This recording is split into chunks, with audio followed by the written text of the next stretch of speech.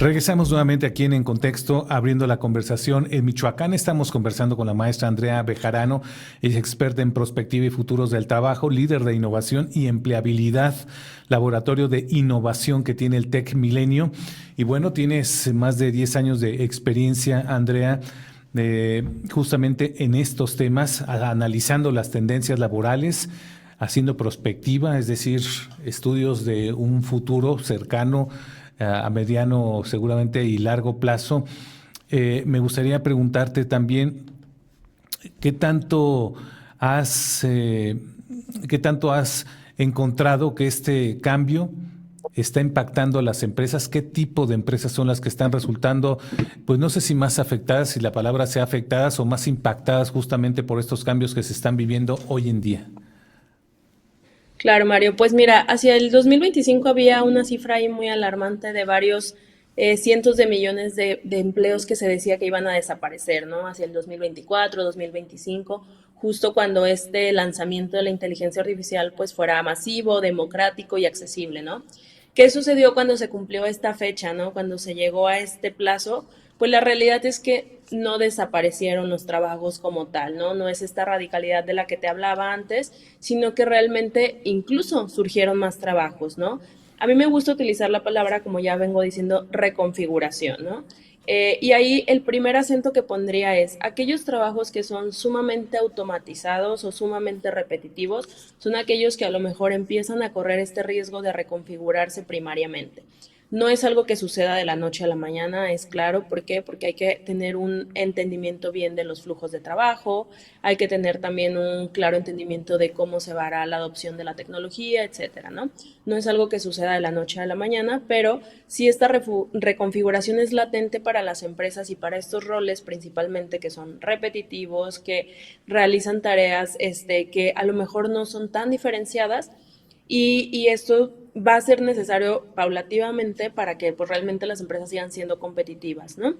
Entonces yo te hablaría, por ejemplo, de ciertos roles a lo mejor en cuestiones, a lo mejor de algunas cuestiones de análisis financiero, algunas cuestiones a lo mejor contables, algunas cuestiones también a lo mejor de administración básica, etcétera, ¿no? Esos serían a lo mejor aquellos roles transversales, ¿no? Hay muchas cuestiones también ya en industrias especializadas que a lo mejor ya ni siquiera es que nazcan con o que estén sustituyendo un rol, sino que realmente están siendo ya totalmente adoptadas o utilizada la tecnología, ¿no? En algunas cuestiones de agroindustria, etcétera, ¿no? Sin embargo, pues esto, como bien te digo, lo que hace es que haya un resurgimiento también de algunas habilidades, de algunos roles transversales. Entonces te podría decir que, por ejemplo, las cuestiones del dominio de los datos, el entendimiento de la data, el análisis de datos para la toma de decisiones, se vuelve una habilidad muy importante de manera transversal. ¿Esto qué va a hacer? Va a blindar los perfiles de las personas que a lo mejor hacían alguna tarea un poquito más automatizada, pero el dominio de la data, de esta gestión de información, se vuelve algo bien trascendental porque es la forma y el diálogo para interactuar, por ejemplo, con la inteligencia artificial, ¿no?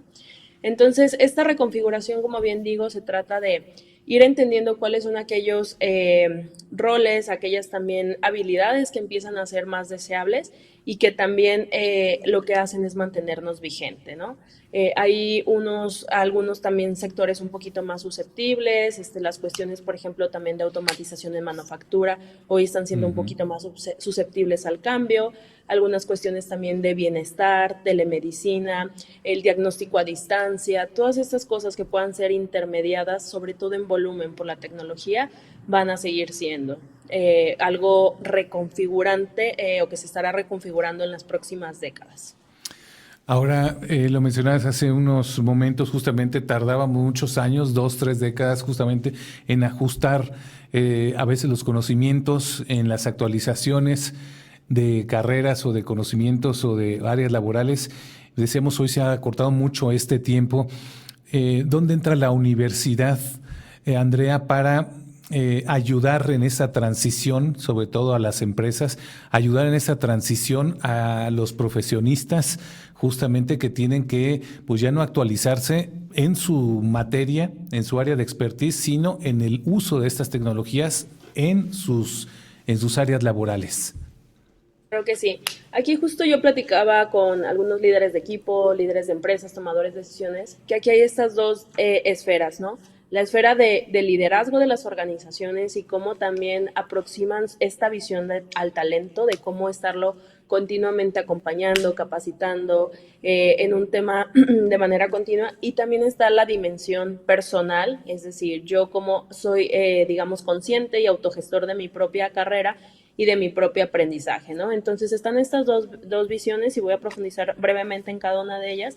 Y el término en común son los aprendedores de por vida, ¿no? El lifelong learning o el aprendizaje de por vida, pues es una mentalidad que se debe de adoptar hoy día, tanto desde los liderazgos de talento como de los individuos, ¿no? Nosotros, como gestores de nuestras propias carreras laborales, profesionales, esta mentalidad de que vamos a ser aprendedores por el resto de nuestras vidas, de las décadas que nos quedan, digamos, de estar vinculados al ecosistema empresarial, corporativo, independientemente si eres un líder, un tomador de decisión, un colaborador, un dueño de empresa, un emprendedor, esto aplica básicamente para todos, ¿no? Entonces, este aprendizaje para toda la vida o este lifelong learning como una constante y no como una capacitación aislada es una de las primeras premisas que debemos empezar a adoptar para poder saber que esto no se trata solamente de ir haciendo un curso cada 2 o 3 años, etcétera, ¿no? Entonces, de parte de los líderes, de las empresas, de esta visión un poquito más corporativa, empezar a enfocar planes de carrera, planes de crecimiento, la capacitación no como una capacitación aislada, sino como un plan de adaptación y un plan de aprendizaje para toda la vida. Y desde los seres un poquito más individuales, gestores de sus propias carreras, realmente es un proceso de mucha conciencia, de mucho análisis, de ir entendiendo qué nivel de profundidad necesitas en conocimiento, en una industria, para tu aplicación de tu carrera, ¿no? De tu ejercicio profesional y laboral. Entonces, este mindset del aprendizaje para toda la vida sería lo primero que yo diría a las instituciones y a los individuos que podemos empezar a adoptar. Y en este sentido, el papel que toma la educación superior, el papel que tomamos nosotros como universidad, es poder acercar formatos que hagan sentido con esto, ¿no? Hoy día nosotros desarrollamos cuestiones de mucha adaptabilidad, apilabilidad. Nuestra forma de acercar este conocimiento y este aprendizaje para toda la vida no es en un formato largo, no es en un formato de te quiero aquí en la universidad todo el tiempo y nunca te voy a soltar, ¿no? Son formatos ya mucho más adaptados, hablamos de términos como las microcredenciales, las insignias, etcétera, que hacen que la cantidad de exposición que tengamos a la educación como la conocemos sea un poco más corta, también los formatos empiecen a variar, ¿no?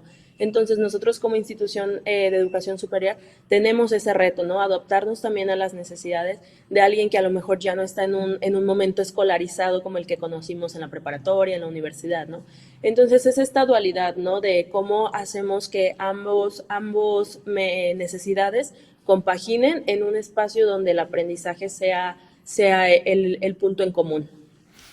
Es correcto. Voy a hacer una nueva pausa para regresar justamente contigo hablando de esto, porque también ha resultado un reto para las propias universidades, ¿no, Andrea? Para las propias instituciones de educación superior que, pues, si no se actualizan, las propias escuelas también pueden quedar fuera de estas tendencias laborales. Ya, insisto, ya no estamos hablando del futuro o de ese concepto de futuro a mediano y largo plazo del que hablamos hace unas décadas, sino de un futuro prácticamente inmediato. Y vamos a seguir hablando de esto después de esta pausa.